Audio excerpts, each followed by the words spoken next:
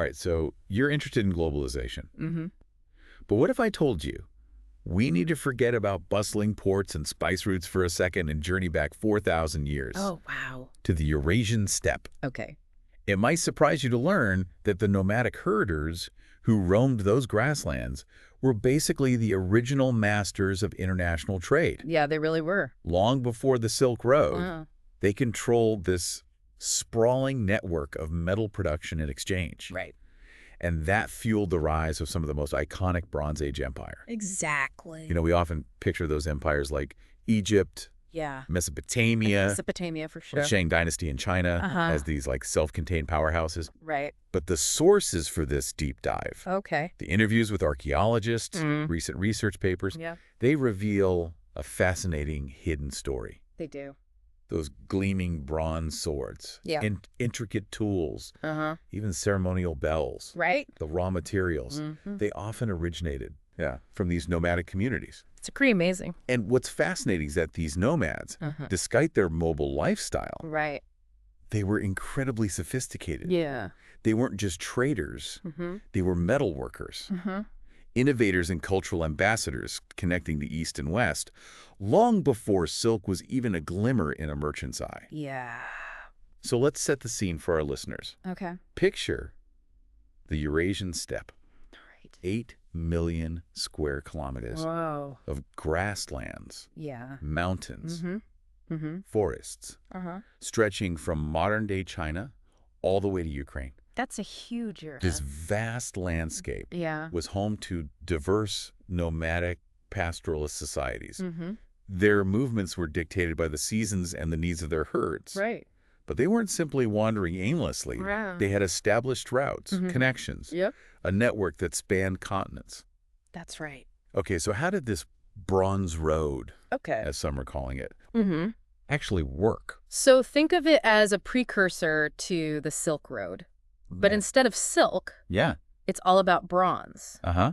a metal that was highly prized by those powerful empires we mentioned. Right, yeah. And to make bronze, Yeah. you need two key ingredients, copper and tin. Uh-huh. These nomadic communities controlled access to the mines and developed the technology to produce these metals on an astonishing scale. We're talking about a Bronze Age industrial revolution, right? We are. I was reading about the site of Karagali Yeah. in southern Russia. Uh-huh. It had 35,000 mining shafts Wow. and covered an area of over 500 square kilometers. That's massive. Exactly. Yeah. To put that into perspective, Mhm. Karagali was 10 times more productive than the largest European copper mine of the time. Right. These nomads were running a highly organized, large-scale metal production operation. Yeah, they were very sophisticated. Okay, so they had the raw materials. Mm-hmm. What about the technology? What made their metal production so efficient? Well, they developed this innovative furnace technology. These weren't just simple fires.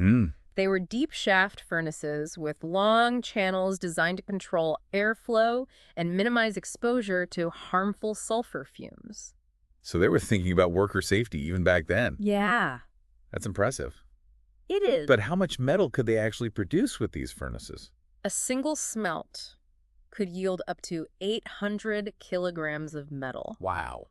And some of these mines, like Karagali, had been active for centuries, meaning they were producing staggering quantities of copper and tin. That's mind-boggling. Yeah, it is. And all this metal was flowing out from the steppe, fueling the rise of those powerful Bronze Age empires. Yeah, It really challenges the way we usually think about nomadic societies, doesn't it? it does. We tend to picture them as simple wanderers, Uh-huh. but they were clearly much more than that. Oh, yeah, they were very sophisticated. Absolutely. Yeah. They were highly skilled metal workers, innovators, and entrepreneurs. Absolutely. And their impact went far beyond just the metal trade. It did. Okay, I'm intrigued. Yeah. What else were these nomadic communities spreading across Eurasia? Mm-hmm. Was it just bronze? No, not at all. Okay. Remember those trade routes that crisscross the steppe? Yeah. Well, imagine caravans carrying not only bronze, but also food ideas Uh-huh. and technologies. So they were like the original cultural ambassadors. Yeah, you could say that. That's fascinating. Yeah. What kind of things were they exchanging? All right, so take food, for instance. Okay. Archaeologists have found evidence of a grain road. A grain road? Mm-hmm. Predating even the Bronze Road. Wow. They discovered millet seeds from China and barley and wheat from Southwest Asia in a burial site in Central Asia. Way to grain road. Yeah. So they were trading food staples across vast distances even before they started trading metals. That's right. That's incredible. Yeah, it's amazing. It is. And it suggests that these networks of exchange had been developing for centuries, possibly even millennia. Yeah, possibly. And it wasn't just about the grains themselves. They were also sharing different cooking techniques and recipes, Right. contributing to a kind of early food globalization. Yeah, a very early form of globalization. So we've got bronze and food moving along these ancient highways. What else was being traded and exchanged? We can't talk about the steppe without mentioning horses. Right. These nomadic communities were masters of horse domestication. They were the ones who developed the chariot, Right. a revolutionary innovation that transformed warfare and transportation across Eurasia. Right. And even those powerful empires were eager to adopt these innovations. Yeah. I'm thinking of the Shang dynasty in China. They incorporated chariots into their armies, Yeah, they did. likely influenced by steppe culture. Most likely. It shows how these seemingly isolated societies were actually deeply interconnected. Yeah, it really does. Exactly. And the cultural exchange went beyond the material, too. Think of felt. It's that versatile material made from wool, or kumis. Yeah. The fermented mare's milk drink still enjoyed in parts of Central Asia today. That's right. These were all part of a rich tapestry of cultural exchange woven across the steppe. Yeah, it's fascinating, isn't it? It really is. So we've got these nomadic communities crisscrossing the steppe, trading bronze grains, horses sharing cultural practices, but they weren't just passive traders, right? Right. They were interacting with these powerful empires all around them. Uh-huh. What was that dynamic like?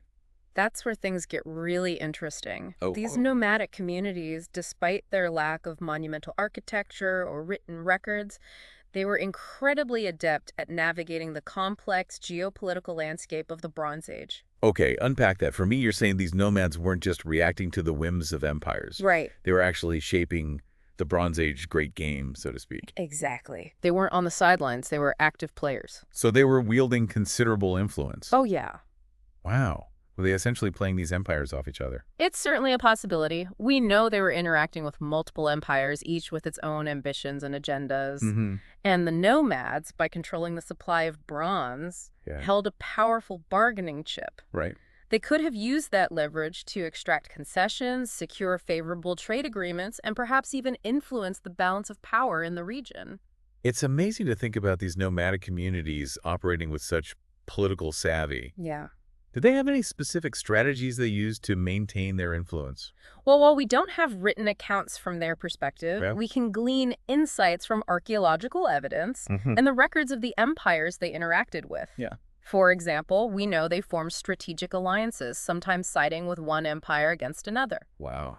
They also likely used marriage alliances to cement relationships and secure their positions. So it was a delicate balancing act. It was. They had to be adaptable and politically astute to survive in this complex geopolitical environment. Absolutely. It's a testament to their sophistication and resilience, and it challenges our traditional narratives of history that often portray nomadic peoples as being on the periphery of civilization in the Bronze Age. They were at the very heart of it, shaping events and influencing the course of empires. This whole picture of the Bronze Age great game is fascinating. But let's shift gears for a moment and talk about the environmental impact of this metal boom. Okay. If this Bronze Age metal production was so massive, were these nomads inadvertently contributing to climate change even back then? That's a question researchers are actively exploring. Yeah, because it's a question that's been on my mind as we've been discussing the scale of their operations. Yeah. It's like, wow. Ice cores dating back to this period show unexplained carbon peaks. And one hypothesis is that deforestation driven by the need for fuel for metal production could be a contributing factor. That makes sense. To produce that much bronze, they would have needed a tremendous amount of fuel for their furnaces. Were there any other potential environmental consequences? I imagine mining on that scale must have had some impact on the landscape. Absolutely. Mining, especially on the scale we're talking about, can lead to deforestation, soil erosion, and even the contamination of water sources. Wow. We're still learning about the long-term environmental consequences of this Bronze Age metal production, but it's clear that it had a significant impact on the steppe ecosystem. It's a bit unsettling to think about the unintended consequences even back then. Yeah. And some researchers even speculate that these nomadic communities might have inadvertently contributed to the Bronze Age collapse by exhausting natural resources, leading to environmental degradation and social upheaval. It's a complex picture, and we need to be cautious about drawing direct lines of causation. Right. The Bronze Age collapse was likely triggered by multiple factors, including climate change, Yeah. overpopulation, and internal conflicts within those empires. Right. But the impact of large-scale resource extraction on the environment and social stability is certainly a factor worth considering. It's a sobering thought. It is. It highlights the interconnectedness of human societies and the environment. Even in the distant past, what happens in one part of the world can have ripple effects across continents and even across millennia. It's a lesson that's perhaps even more relevant today as we face our own set of global challenges. Right. The choices we make about resource management and environmental sustainability will have consequences that extend far beyond our immediate time and place. Absolutely. This entire conversation has been eye-opening. We've talked about their sophisticated metal production, their role in the Bronze Age Great Game, even their potential impact on the environment. Right. But here's what's been really nagging at me. Okay. These nomadic communities, they didn't leave behind grand cities or written records like the empires they interacted with. Yeah. So how do we even know all of this? That's a great question. How are archaeologists piecing together this story without those traditional historical sources? It's a bit like detective work, really. Okay. Combining traditional archaeological methods with cutting-edge scientific techniques. So it's not just about digging in the dirt anymore. Not anymore. What other methods are they using to uncover the secrets of these nomadic societies? Archaeologists are excavating ancient settlements and burial sites, analyzing artifacts, studying pollen cores and ice cores to understand environmental changes, and even using DNA analysis to track migrations and connections between different groups. So they're drawing on a whole range of disciplines to paint a more complete picture. Can you give us an example of how these different approaches are providing insights? Absolutely. Take the analysis of metal artifacts, for instance. Okay. By studying the composition of bronze objects found across the steppe, and in those Bronze Age empires, researchers can trace the ores back to their sources. They can also determine the techniques used in smelting, and even map the trade routes those objects traveled along. So it's like those bronze artifacts are carrying hidden stories within them, and scientists are learning to decipher those stories. Exactly, and as they do, we're discovering that these nomadic communities were far more complex and influential than we previously imagined. They weren't simply passive recipients of culture and technology from settled societies.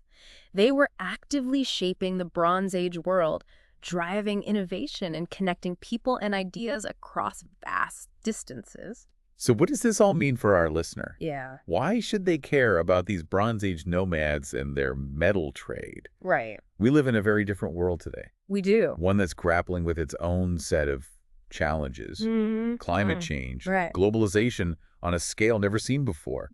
Concerns about resource depletion. Are there lessons we can learn from these Bronze Age nomads who face similar challenges, albeit on a smaller scale? That's a profound question. And I think the answer is a resounding yes. Their story reminds us that human ingenuity and resilience have always been our greatest assets. These nomadic communities thrived for centuries in a challenging environment, adapting to change, innovating, and building networks of exchange that spanned continents. Perhaps we can draw inspiration from their adaptability, their mobility, their ability to connect across vast distances and cultures, and their deep understanding of the natural world.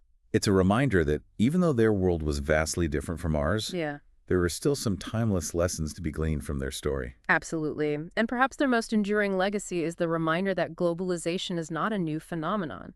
It's been shaping human societies for millennia, driven by our innate desire to connect, exchange, and explore. This has been a truly fascinating deep dive. It has. We've journeyed back 4,000 years to uncover a hidden history that challenges our assumptions and sheds new light on the roots of globalization, and I think we've uncovered some valuable insights along the way. Indeed, the story of these Bronze Age nomads is a testament to the interconnectedness of human societies and the enduring power of human ingenuity and resilience. Well said. Until next time, may your journeys, whether through time or across the globe, be filled with discovery and wonder.